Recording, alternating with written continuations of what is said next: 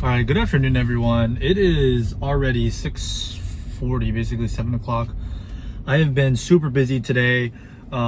Just been helping out with my mom and stuff, just doing some stuff around there, and then also working. Oh wow, it's just been a really busy day. I kind of lost track of the time, and I had to run home to grab something, and I forgot that my mom is gonna make dinner again tonight. So I am on my way over to their house right now. I was also barely able to finish the script for the story that I'm telling, and I was able to film some of it. I'm gonna throw a little bit in at the end of this video, maybe just some filler. Just gonna be the audio, not gonna be not gonna be the actual video itself, or I don't know yet. I'm thinking about just keeping it separate until the whole thing is done and then posting it, because like maybe I could just release the prologue. The prologue has nothing to do with the actual story. I think it's a decently written story. It took me a little while to finally write everything out, and it's completely separate. It's not separate from Jeff the Killer. So again, I'm writing a story about Jeff the Killer. It has the basic same rhyme and reason as the original Jeff the Killer story. So it has Jeff in it, it has the mother Margaret, it has the brother Liu. The only major difference is how Jeff actually becomes scarred. And also, like I said, it has a prologue, it has an ending, or kind of an ending, and it has more of a novel-y movie type of vibe. Like, it's not just from the perspective of the family and that's it. At the end of the original Jeff the Killer story, Jeff just kills his family and that's the end of the story. But this actually kind of takes a step back from that story, and what is the aftermath? Of course, there's going to be police and there's going to be investigations, and it kind of follows the story of Jeff and how follows the story of Jeff, and it kind of is like a true crime mystery.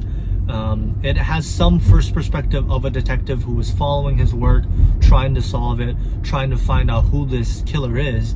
Later in the story, he finds out it's this boy named Jeff. But it kind of dives deeper into the theory of if this actually was a real story and he was a serial killer, how would the city handle it? What would the detectives think?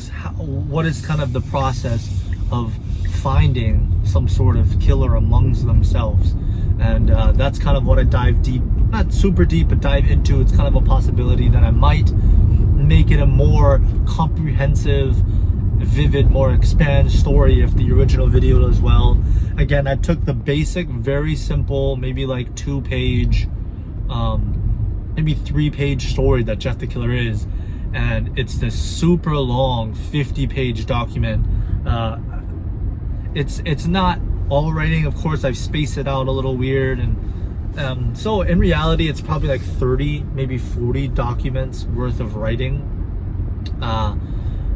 double spaced, like 12 font times New Roman, so something special.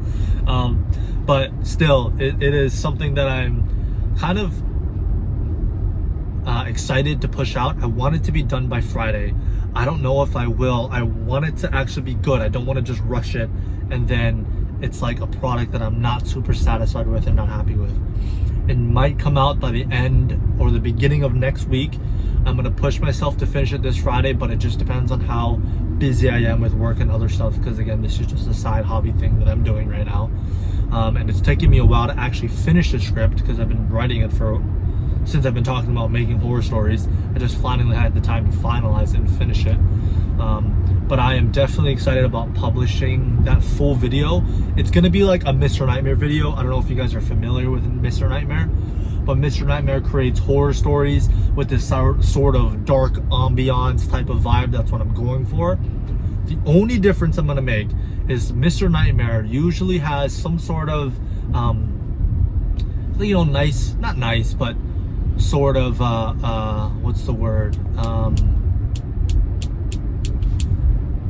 footage, or not footage, yeah, maybe sometimes footage or pictures in the background that kind of set the scene. And if it's like a nice cabin in the woods, it's snowing, you know, listen like horror snow stories. He has a nice cabin in the woods. For me, I'm gonna do that, but with a twist almost. I'm gonna make all of the videos and or pictures kind of a disturbing take on it. So it's gonna be like, the best way I can describe it is 8-bit horror. It's gonna be almost unsettling. That's the word. I want to make it unsettling to even watch, and that's kind of the vibe that I want behind it. Because, you know, as a kid growing up, this was a very old story. As a kid growing up, this story terrified me. It sat with me for years, and it doesn't scare me now, but it's so scary that I still remember the name Jeff the Killer. And it's a story that, you know, as a kid I thought it was real, because, you know, as a kid I thought Slenderman was real. Might do a Slenderman video in the future, or rewritten, reborn version. We'll see. But you know, as a kid I thought it was real, and it was a very possibility to me that some kid who was accidentally burned, scarred, snapped, and then turned into a serial killer. So it frightened me as a kid, and especially the picture of Jeff the Killer, that frightened me a whole bunch. Of course I didn't know that it was fake, but, you know, I was a kid.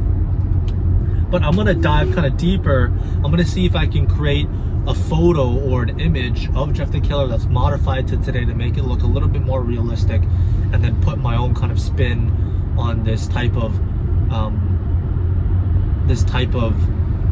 horror. Just kind of trying to make some sort of different vibe with it. We'll see. But again, yeah, I know I've been kind of rambling. I'm headed to my mom's house right now. We're gonna eat dinner. I'll see if I'll film anything else today. I don't know if I will, but we will see. But I'll see all of you guys later. Alright, I'm gonna end the video here. I'm just doing some work stuff right now. I'm not gonna spoil anything. Hopefully I get it done by the end of this week. I hope all of you had a great day, and I'm gonna see all of you guys tomorrow.